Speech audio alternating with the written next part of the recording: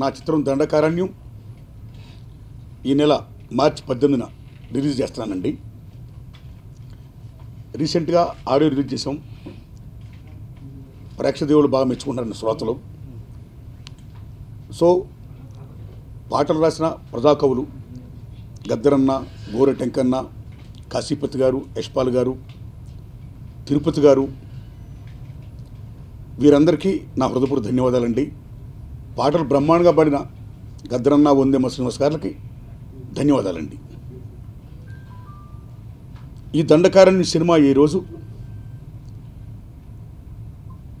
ముఖ్యంగా భారతదేశంలో 12-13 రాష్ట్రాల్లో ఆనుకొని భౌగోళికంగా ఏ ప్రదేశవత్వం ఉందో, అంటే మన తెలంగాణ పైనుంచి కానీ, మన ఆంధ్రప్రదేశ్ పైనుంచి కానీ, Jharkhand, Chhattisgarh, Orissa, Maharashtra, Madhya Pradesh, Bihar, eastern UP, west Bengal మొత్తం కంప్లీట్ అంత దండకారణ్యం. ఈ దండకారణ్యంలో ముఖ్యంగా అక్కడ ఉన్న మూలవాసులు, ఆదివాసులు, గిరిజనులు. అలాంటిది ఈరోజు దండకారణ్యం మొత్తం ఒక అగ్నిగుండంగా మారుతుంది. ఇటు ఎన్కౌంటర్ పేరు చెప్పి అనేక మంది ఉద్యమకారులు చనిపోతున్నారు. మందు పాత్రలు పెట్టానండి, మరోటనండి, అనేక మంది జవాన్లు, పోలీసులు చనిపోతున్నారు. ఇన్ బిట్వీన్ ఆదివాసీలు అనేక మంది ప్రాణాలు కోల్పోతున్నారు. పెద్ద బీభత్సం యుద్ధం జరుగుతుంది ఇవాళ దండకారణ్యంలో. ఎందుకోసం?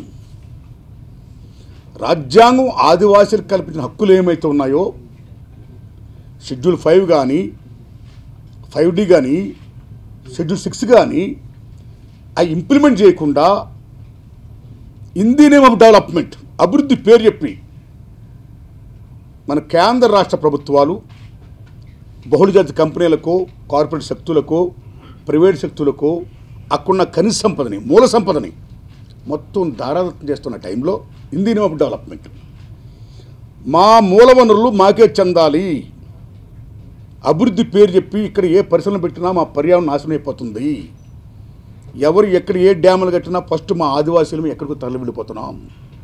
ఇవాళ అనేక ఖనిజ పరిశ్రమలు, బ్యాక్సైడ్ గనుల తవ్వకాలు కానీ, ఇనుపు ఖనిజ తవ్వకాలు కానీ, డోలమైట్ కానీ అనేకమైనవి. ఈ తవ్వకాలప్పుడు ముఖ్యంగా ఈవేళ విశాఖ ఏజెన్సీలో ఏ బాక్సైడ్ గనులకు వ్యతిరేకంగా ఈవేళ మా పర్యావరణం రక్షించండి, మా బతుకులను కాపాడండి, మా ఉనికిని కాపాడండి, ఇక్కడ in the name of development మమ్మల్ని మా బతుకులు చిన్నభిన్నం చేయొద్దని ఏ పోరాటం జరుగుతుందో అలాంటి పోరాటాలు ఈవేళ దండకారణ్యం మొత్తం జరుగుతున్నాయి. సో ఆదివాసీ చేస్తున్న ఈ పోరాటానికి అనేక మంది ఉద్యమకారులు సపోర్ట్ చేస్తున్నారు. ఈ దశలో పోలీస్, మిలిటరీలు మొత్తం దిగుతున్నాయి, కాల్పులు జరుగుతున్నాయి, మొత్తం బీభత్సంగా మానవం జరుగుతుంది. ఈ చిత్రం ద్వారా నేను చెప్పదలసిన పాయింట్ ఏమిటంటే, ఢిల్లీలోనో ఎక్కడో ఓ సంఘటన జరిగితే ఎవరు నిజమైన దేశభక్తులు, ఎవరు సహనవంతులు, మొత్తం అసహనం పెరిగిపోతుంది. అనేక రకాలైనటువంటి జేఎన్టీయూ నుంచి ఇక్కడి నుంచి అనేక ఇష్యూ మీద బీభత్సంగా ఇవాళ పార్లమెంట్ డిబేట్ చేస్తున్న నాయకులు 12-13 రాష్ట్రాల్లో భౌగోళికంగా ఉన్న భారతదేశంలో ఉన్న దండకారణ్యం ఇవాళ అగ్నిగుండంగా మారుతుంటే ఎందుకు పార్లమెంట్లో డిస్కస్ చేయరు, ఎందుకు డిబేట్ చేయరు? కాబట్టి ఆ డిబేట్ కావాలి, శాంతి కావాలి. ఈ దశలో ఈ చిత్రం ద్వారా నేను చెప్పదలసిన విషయం ఏంటంటే, ముఖ్యంగా దండకారణ్యంలో ఈ మానవం ఆగిపోవాలి. ఉద్యమకారులు కానీ, ఆదివాసులు కానీ వాళ్ళ ఫైట్ చేస్తుంది వాళ్ళ హక్కుల కోసం, రైట్స్ కోసమే కానీ పోలీసులకు జవాన్ ఎగ్నిషన్ కాదు. కానీ వారి ఫ్రంట్లో పోలీసులు జవాన్ రావడం వల్ల they are killing each other. How far is going on? For who sake? For which sake? ఎవరి కోసం ఈ చావులు ఉండకూడదు. కాబట్టి ఓ కేంద్ర రాష్ట్ర ప్రభుత్వాల ద్వారా మిమ్మల్ని నేను విజ్ఞప్తి చేసేది ఏంటంటే, ఇమ్మీడియట్గా దండకారణ్యంలో ఎటువంటి మానవం జరగకుండా శాంతి జరపండి. అదే రీసెంట్గా మన హోమ్ మినిస్టర్ గారు రాజ్నాథ్ సింగ్ గారు ఒరిస్సాలోని కోరాపుట్లో నక్సల్స్తో మేము చర్చలు జరపాలనుకుంటున్నాం, శాంతి చర్చలు జరిపారు. వారు అనే ముందు వారు ఏమన్నారంటే, ఒక మాట, మీరు ఆయుధాలు విడిచిరండి, మనం శాంతి చర్చలు జరుపుకుందాం అని అడిగినా. నేను రాజ్నాథ్ సింగ్ అని ఒక విజ్ఞప్తి చేస్తున్నా, వాళ్ళ భుజాల మీద ఆయుధాలు ఉన్నాయి కాబట్టే మీరు వాళ్ళని చర్చలకు పిలిచారు. కాబట్టి ఎటువంటి షరతులు విధించకుండా బేషరతుగా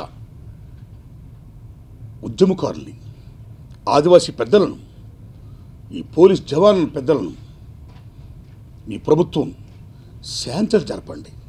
దండకారణ్యాన్ని ప్రశాంతంగా ఉండేది చూడండి. రాజ్యాంగం ఆదివాసుల కోసం ఏ హక్కులు కల్పించిందో అవి అమలు చేయండి. ఇదే నా విజ్ఞప్తి ఈ దండకారణ్య చిత్రం ద్వారా. ఈ చిత్రం ఈ 18 రిలీజ్ అవుతుందండి. సో ప్రేక్షక దేవుళ్ళారా, గత చిత్రాలలాగా ఈ చిత్రాన్ని కూడా ఆదరించి నేను ఇంకేలాంటి చిత్రాలు తీయడానికి నాకు బలాన్ని చేకూర్చవలసిందిగా నేను విజ్ఞప్తి చేస్తున్నానండి. Thank you.